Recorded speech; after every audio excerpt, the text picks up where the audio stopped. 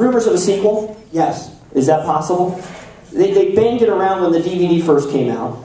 You know, it's funny. It's like, I don't know, from my perspective, like, I think like I'm kind of against a film sequel. Mm-hmm. I mean, maybe you do like a reboot, like with a new cast or something like that. But it's like, you know, it's like you don't have Casablanca 2. You know, there's no like Citizen Kane Part 2. You know, you got one great one. I mean, I personally don't think it really works as a sequel because it's like it's about these particular kids in this particular space. So I'm kind of like anti-sequel. I don't think it would really work, in my opinion. What about a Goonies musical? Okay, to me it there is a rumor of that one as well. To me it sounded like the craziest. I was like, what? Goonies musical? And I asked Richard Donner about it. I asked Dick about it, and he's all for it. Really? He's like helping put it together, like, and him and his wife Lauren actually produce Broadway in addition to all the other crazy stuff that they do, all the fantastic stuff they do, and they're like, they want to do a Goonies musical, like a big, like with big sets, you know, like one will be the, you know, the organ, you know, the bone organ, one would be the pirate ship.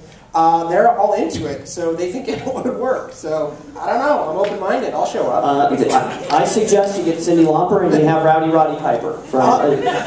What's so crazy? Let's go for it. Funny story?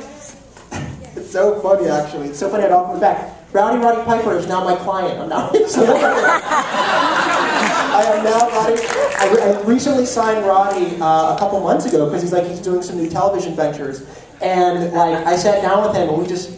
Okay, I got a great wrestling story. Can I tell my... Please, absolutely. You made a video with a bunch of wrestlers. But I just love... I'm so excited that Rowdy Roddy Piper is my client. That is amazing. Best drinking buddy you could ever have. If anybody ever wants to fight with you, just point to Roddy. Roddy, take care of this, man. Take care of this. True story. So if you guys have ever seen... Anybody see the video for Goonies, like the Cyndi Lauper video? Okay. Awesome. So you guys are the true fans. Nice. So we shot that in '85, and that's when WrestleMania 1 happened. Like that's when WrestleMania was just becoming big. So it was like Hulk Hogan and like Rowdy Roddy Piper. And in the video, it was all the wrestlers, right? The wrestlers. The premise is the kids are in the cave. The wrestlers capture us and take us to the pirate ship and whatever. So the wrestler that captures me and Ki Kwan, who's actually still a great friend of mine and a great guy, is this guy called the Iron Sheik. You guys know the Iron Sheik, right? So the Iron Sheik is enormous, and these wrestlers are crazy. They are the craziest people I've ever met in my life. So you have these crazy kid actors, you have these crazy like wrestlers, and we're all in these small caves that we're shooting in, right? And wrestlers do things in one take.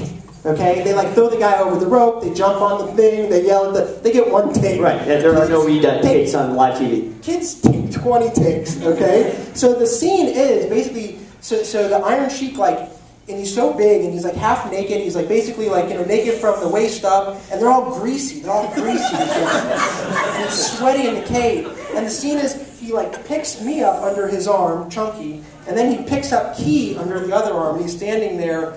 And like he like, you know, basically some talking's going on. So basically it's take one, and he picks me up, and because he's so greasy and because I'm so chunky, I just kind of like, as the scene goes, I'm just like sneaking like through his thing, and I like pop out there, and they all cut. So then he picks me up again, same thing, he's too greasy, I'm too chunky, and I'm just coming down there, pop out, and this is take 3, and the Iron Sheik is having none of it. True story. Again, another reason why child actors are on a lot of drugs.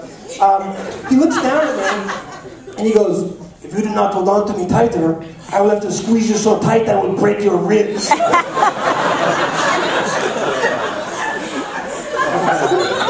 I look up at him, I burst into tears and run.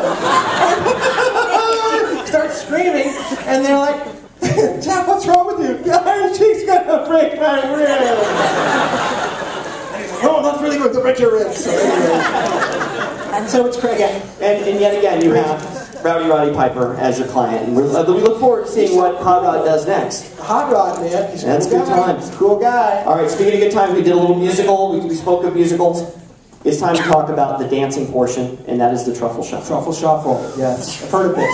We're going to quickly get the origin of the Truffle Shuffle. Were you truly the inventor of it? It was in the script, but I brought it to life.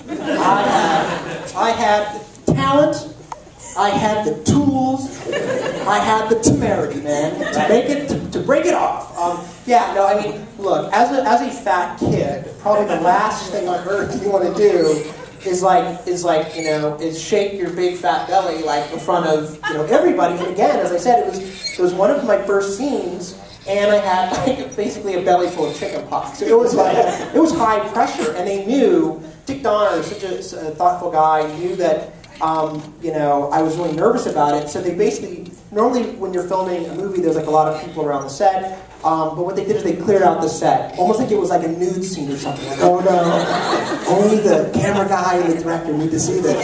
So they kind of cleared everybody out, and I just like committed and went for it, and it stuck. And it's done. That is crazy. Look at that. So basically then for the next decade of my life, everyone's like, do the truffle shuffle. I'm like, dude, I'm not gonna do the truffle shuffle. All in high school, do the truffle shuffle. Dude, and I would never do it. I would never ever do it. And then when I was in college, I went to Berkeley, and I was a mic man, right? It was kind of like a cheerleader. And and basically I'm getting ready for my first football game that's awesome, and 10,000 students in the student section.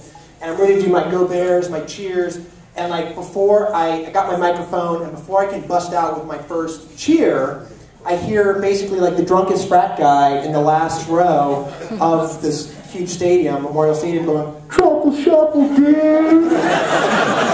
Before I can even start.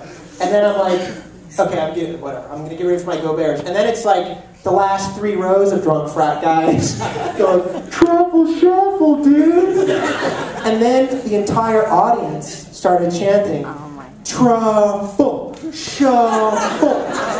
And then the marching band, a full marching band, the drum corps, they start pounding. Boom, boom, truffle, shuffle. And I'm just shaking it off. And the mob's like, "No, truffle shuffle." And I was like, you know what, dude? I know sometimes you have to rise above your principles. And I was like, if I don't do the truffle shuffle, I could get murdered or something. It was weird.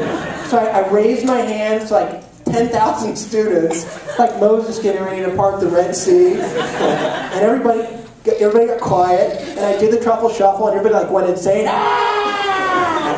And then it became every game. Every game became a tradition.